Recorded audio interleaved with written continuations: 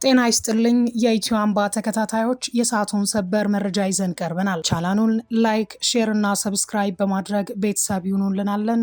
ወደ መረጃው አለፍን። ሰበር መረጃ። ኢራንና አሜሪካ ለ2 ሳምንታት የሚቆይ የተኩስ አቁም ለማድረግ ተስማሙ። የአሜሪካው ፕሬዝዳንት ዶናልድ ትራምፕ ለ2 ሳምንታት የሚቆይ የተኩስ አቁም ሲያውጁ፣ ኢራን በበኩሏ የሆርሙዝ ሰርጥን ለመክፈት ተስማምታለች። ኢራን በሆርሙዝ ሰርጥ በኩል የሚደረገው አስተማማኝ ጉዞ በታጠቁ ኃይሎቿ አማካኝነት በሚደረግ ቅንጅት እንደሚከናወን ገልጻለች። የአሜሪካው ፕሬዝዳንት ዶናልድ ትራምፕ ቴህራን ያቀረብኩትን ጥያቄ ካልተቀበለች ዛሬ ምሽት አንድ ሙሉ ስልጣኔ ይጠፋል የሚል ዛቻ ሰንዝረው የነበረ ቢሆንም በኢራን ላይ ሊያካሂዱት የነበረውን የቦምብ ጥቃት ለ2 ሳምንታት ለማገድ ተስማምተዋል። አሜሪካና ኢራን ለ2 ሳምንታት የሚቆይ የሁለትዮሽ የተኩስ አቁም ስምምነት ማድረጋቸውንና በዛሬው ዕለት ከሌሊቱ 9 ሰዓት ላይ በኢራን ሊፈጸም የነበረውን ጥቃት መሰረዙን የአሜሪካው ፕሬዝዳንት ዶናልድ ትራምፕ አስታወቁ። ኢራን የሆርሙዝን ሰርጥ በአስቸኳይ ደህንነቱ ተጠብቆ ሙሉ ለሙሉ እንድትከፍት ተስማምታለች ሲሉ በትሩዝ ሶሻል ገጻቸው ላይ አስፍረዋል። ከኢራን በኩል የቀረቡት ባለ 10 የመደራደሪያ ነጥቦች ከስምምነት ሊያደርሱ የሚችሉ መሆናቸውንና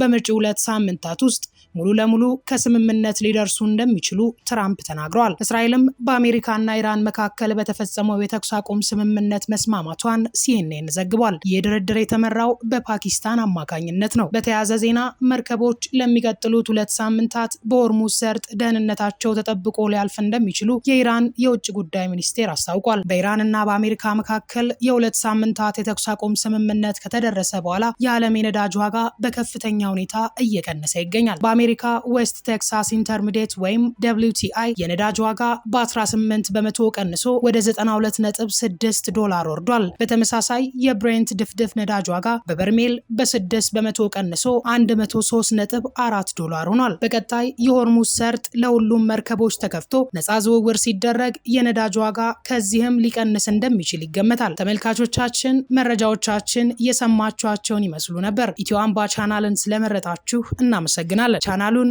ላይክ፣ ሼር እና ሰብስክራይብ በማድረግ ቤተሰብ ይሁኑ።